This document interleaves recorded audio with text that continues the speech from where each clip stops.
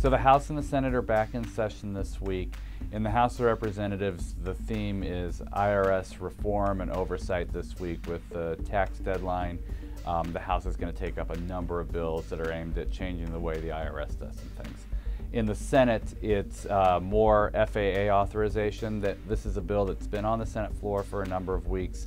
They're going to wrap it up this week, and then they'll begin the appropriations process, taking up the energy and water appropriations bill. In committee, it's kind of quiet for us this week. The House Financial Services Committee is going to hold two hearings. One's on the Iran nuclear deal, and the other is on terrorist financing. The Senate Banking Committee has one hearing on its schedule. It has to do with the Securities and Exchange Commission. We had been following what we expected to be a hearing in the Senate Small Business Committee on the Department of Labor's overtime proposal, but that's been postponed, so we'll keep an eye for that to be rescheduled in the coming weeks. Last week, CFPB Director Richard Cordray responded to the letter that 129 members of the House of Representatives sent him earlier this year regarding the CFPB exemption authority. In that letter, he outlined a number of ways that the Bureau has used that authority to tailor their regulations for small creditors throughout the course of the Bureau's history.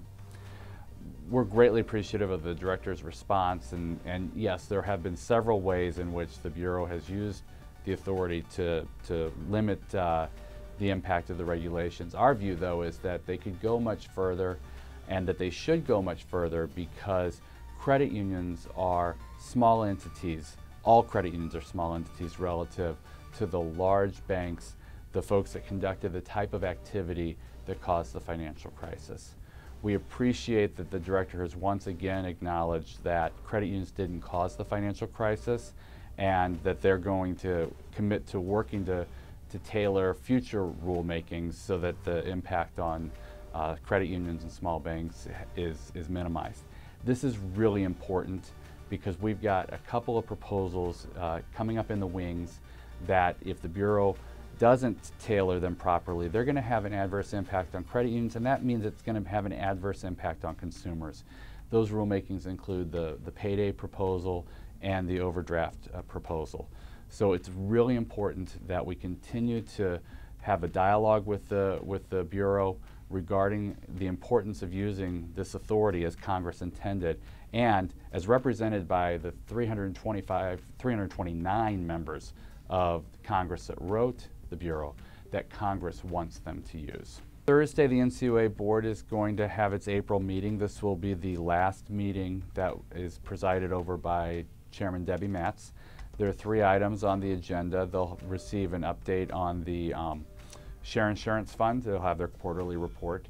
They'll consider a proposed interagency rule on executive compensation. This is a rule that was first proposed in 2011. It's now being re-proposed.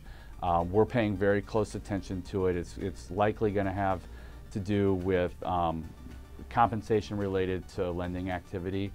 We actually think there's a chance that the thresholds that trigger the rule could be increased, and that would be a positive thing for credit unions, but we're keeping a really close eye on it. And then there's a third item dealing with abandoned property that the board is going to consider. We think this is going to be cleanup from the fixed assets rule that was finalized last year.